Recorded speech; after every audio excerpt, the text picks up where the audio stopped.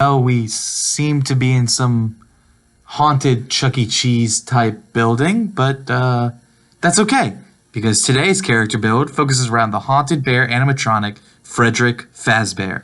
Nothing says scary like a rundown child's park with glowing, rotting animatronics.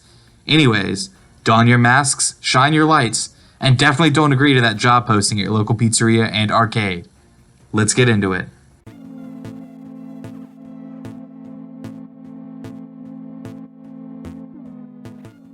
O cholera, czy to Freddy Fazbear?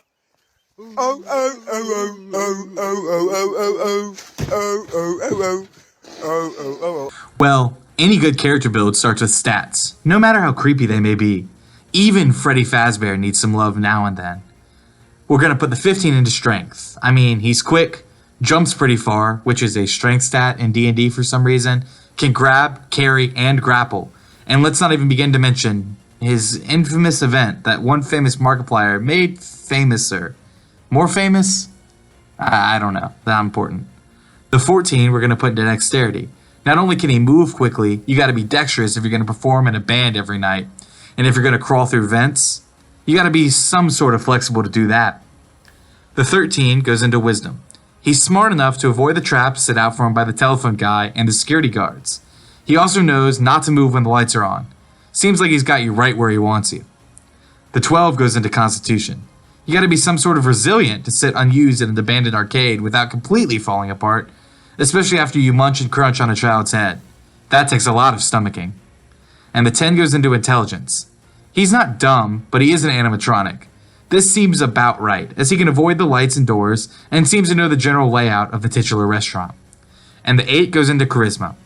He's a children's entertainment animatronic and seems to have a good rapport with Vanessa, but his reputation will forever be tarnished by the incident. Take it away, Markiplier. Was that the bite of 87? Let's get into Freddy's character some more. This should not come as a shock, but a living animatronic, even if possessed, is a warforged. He gets a +2 into Constitution, reinforcing his survival after so much wear and tear, as well as a +1 to Strength to help enhance his bite. He's also got some specialties, like Persuasion and Tinker's tools, to help prepare himself. And you get to pick a language that seems suitable for a bear animatronic. For background, we're going with Entertainer. Again, originally he was designed to make kids laugh and smile while he sang and danced on stage. At least that was his original purpose. He gets Performance and Deception, as well as a disguise kit and an instrument of your choice. The animatronic characters here do get a bit quirky at night. Level 1, and we're starting out by giving our sneaky bitey bear man a first level in Rogue. This will really enhance Freddy's ability to hide within the shadows. Give him proficiency in stealth, intimidation, acrobatics, and investigation, as well as expertise and performance from his old days as a performer, and stealth, because he sneaks up on security guard after security guard. Thieves' Cant and Sneak Attack add some well-rounded skills to Freddy. Level 2, and another level in Rogue, brings along Cunning Action. Freddy's sprinting through hallways and hiding in vents as a bonus action. Even William Afton couldn't see him coming. And level 3, this is where Freddy goes from a basic sneaky animatronic who hides in the shadows to one that destroys those unexpecting his viciousness. Assassin Rogue gives him a lot of fantastic abilities, including Assassinate. Picking this up makes those bites against your typical security guard much more deadly. He also gets Disguise Kit and Poisoner's Kit proficiency, and Steady Aim if you so choose. Level 4, and we're going to switch it up a bit. Freddy's bite isn't exactly dexterous. Plus, that whole spirit possession because a child was murdered sure does build up some pent-up anger. So Barbarian it is. This brings some much-needed release of his anger in form of rage. It also gives martial weapon proficiencies, and an increase of AC to 15, as of now. Level 5, and another level in Barbarian. It's a bit uneventful. Danger Sense helps him avoid those pesky doors, lights, and cameras, while Reckless Attack makes sure those bites are gonna hit. Level 6, and that's level 3 in Barbarian, and it lets us take his path. The Path of the Beast taps into the inner animal that is deep within his child's entertainment piece. This allows Freddy to truly replicate the bite of 87, transforming his warforged mouth into a bare muzzle, dealing 1d8 piercing damage and regaining hit points on a hit. Survivability at its finest. Also, go with the optional Primal Knowledge, taking Athletics. Level 7, and we're going to go with another level in Barbarian, and we're just going to simply take an ability score improvement. Put a +2 into Strength, getting that to an 18, and making Freddy even more terrifying to be face to face with. Level 8, and 5th level Barbarian, and it brings some bonuses. Extra attack for another bite, and 10 more feet of movement. This makes him move through vents even faster. Vents, huh? That makes me think of another video game. Sus. Level 9, we're switching it up one more time and going into Ranger. Now, he's not more of a jungle ranger, he's a jungle gym type of ranger. He gets proficiency in survival because it's pretty hard to survive in a ball pit at a Chuck E. Cheese. I'm not speaking from experience or anything, don't take my word for that. He also picks up expertise in athletics from Deft Explorer and gets a slightly worse hunter's mark in Favored Foe. Level 10, and we're going with another level in Ranger. Here, Freddy gets blind weapon fighting, adapting to his time in the dark and abandoned Freddy Fazbear's Pizzeria.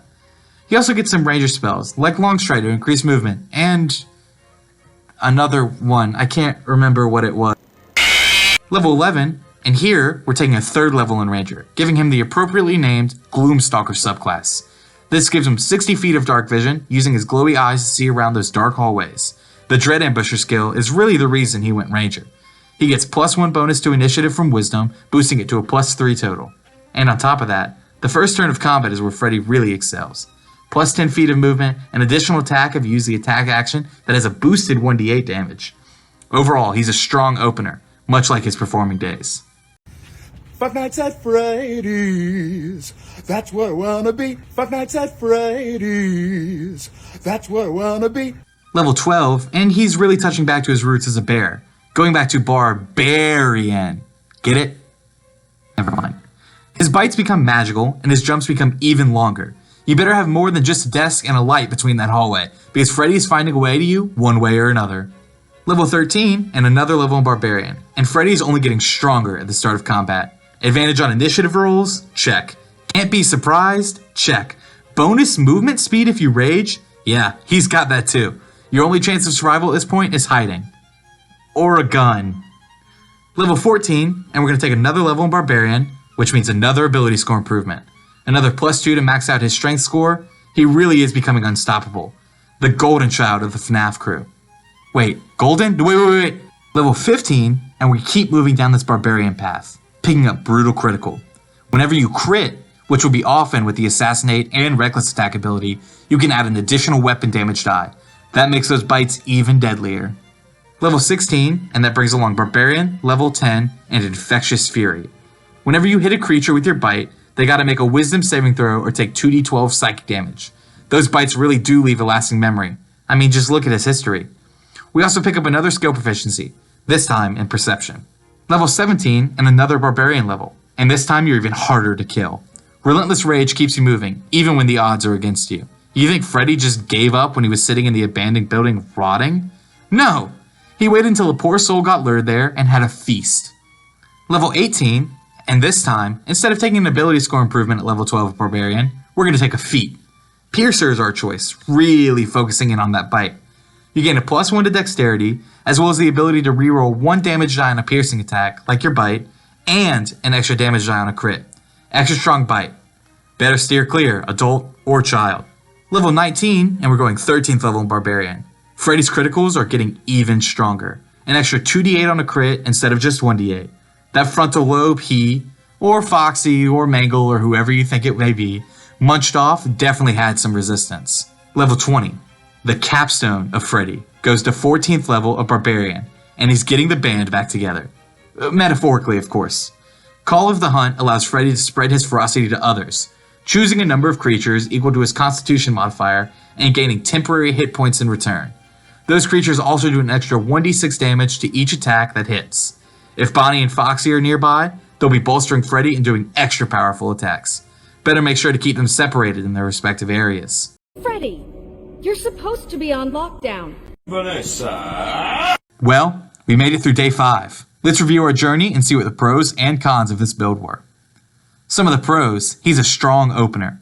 Freddy has a heck of a first turn, moving up to 90 feet with Rage and Longstrider, 3 attacks from Extra Attack and Dread Ambusher, +3 on each attack from Rage damage, +5 from Strength for each attack, a good chance to hit with Reckless Attack giving advantage and Assassinate, not to mention +3 and advantage to Initiative, meaning the Assassinate has a good chance to proc the automatic criticals.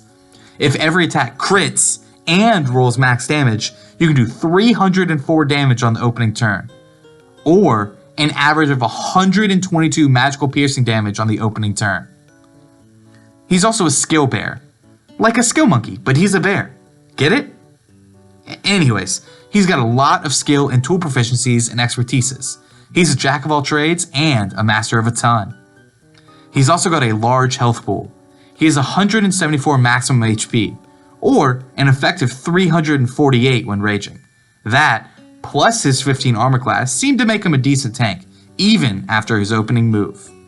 Some cons though, he's got a damage fall off. After the first turn, Freddy's damage falls off hard, but that's not too terribly hard to do when you're doing over 300 damage on your first turn. It kind of is to be expected actually. He's mentally struggling as well. He doesn't excel at any sort of mental stat. If you target Freddy with all sorts of intelligence and charisma saves, and even the occasional wisdom save, and my man, Bear, whatever, will be fumbling around the battlefield like a lost child in a ball pit. He's also a stupid, sexy bear. Okay, so let me clarify. This one isn't exactly about the character build. He's just like super strong. If you want to keep this build to the lore, most in-game characters would be scared of a corroded, fading, jaw-slacked bear animatronic who have trouble getting service in games. But out of games, you guys do not have to keep drawing this bear sexy. Like, I don't think you understand how many sexy pictures of this stupid bear I had to look at. I mean, I literally had to do research and stare at this stupid, sexy bear for hours. You guys will literally simp over anything that has limbs and eyes, huh? Even this sexy, haunted, mangled piece of children's equipment. You guys make me sick. Well, we survived the night, and we're able to leave this godforsaken off-brand Chuck E. Cheese. I hope you all enjoyed the horrors you witnessed throughout this video. If you weren't too scared, please jump scare that like button, as well as moving on over to that subscribe button to never miss any content again. Check out our full Freddy build over on our Patreon, and look at our other content we've posted as well. Well, I gotta go clock in at my local pizzeria and children's entertainment center. Wish me luck on my first day. Catch you on the flip side. Can't wait to meet you.